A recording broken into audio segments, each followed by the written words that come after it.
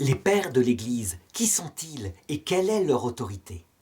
En fait, on peut caractériser sous le nom de pères de l'Église tous ceux qui ont essayé de réfléchir sur la foi chrétienne au tout début, alors qu'il n'y avait pas eu encore de concile bien défini, où il fallait chercher des problèmes complexes posés par l'Écriture, comme par exemple le fait qu'il n'y a qu'un seul Dieu, et que pourtant Jésus appelle Dieu son Père, et qu'il se dit dans l'Évangile selon saint Jean être Dieu. Avant qu'Abraham existât, dit Jésus, « Je suis ». Et le terme « je suis », ça veut dire Yahvé en hébreu. Il a très bien été compris par ceux qui écoutaient, qui ont pris des pierres pour le lapider, parce que lui qui n'était qu'un homme se faisait Dieu. Donc, problème complexe. Les pères de l'Église ont donc cherché des solutions. Et ils ont cherché des solutions, parfois ils ont trouvé la bonne solution, et parfois ils se sont plantés. Le problème, c'est que lorsque, en 313, l'Église est devenue la religion pratiquement de l'Empire romain, ça a été fait par Théodose un peu plus tard, eh bien, l'énergie des hommes d'Église s'est mise sur cette recherche de la vérité.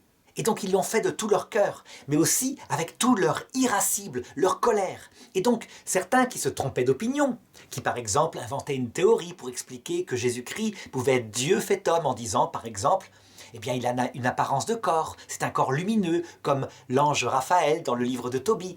Eh bien, ces hérétiques-là, au lieu d'être combattus par un argument, et donc qu'un concile après conclut en disant voilà la vérité, voilà l'erreur, eh bien, on les persécutait, on les chassait, puis quand l'hérétique triomphait, il chassait celui qui finalement avait raison. Bref, ça s'est passé avec pas beaucoup de charité. C'est le problème des intellectuels. Eh bien, les pères de l'Église sont ces intellectuels. Certains d'entre eux ont été canonisés parce que, dans leur lutte pour la vérité, ils ont souffert énormément. Certains ont même été martyrisés. Il fallait le faire.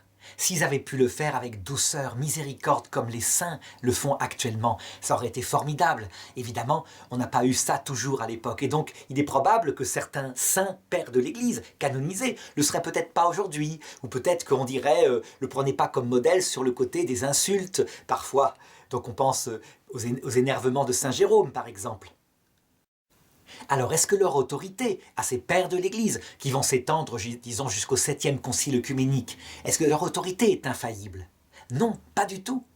Ils peuvent dire des vérités et faire à côté de ça plein d'erreurs.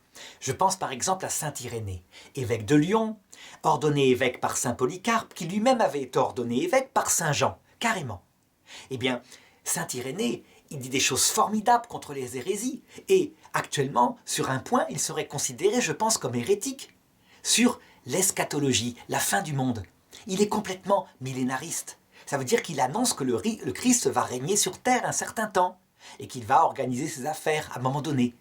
C'est une chose que l'Église catholique a définitivement rejetée comme étant une illusion dans le catéchisme de l'Église catholique au numéro 676. Est-ce que ça veut dire que saint Irénée est hérétique? Pas du tout. À l'époque, il pouvait émettre cette opinion. L'Église n'avait pas tranché.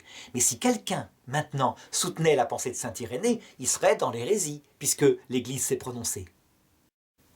Donc, il faut beaucoup de respect pour ces chercheurs du début, qui sont des géants, et nous sommes montés sur leurs épaules. C'est grâce à eux que nous avons atteint une telle connaissance de l'Évangile. Mais en même temps, leur donner une autorité relative. Ils peuvent raconter parfois d'énormes bêtises.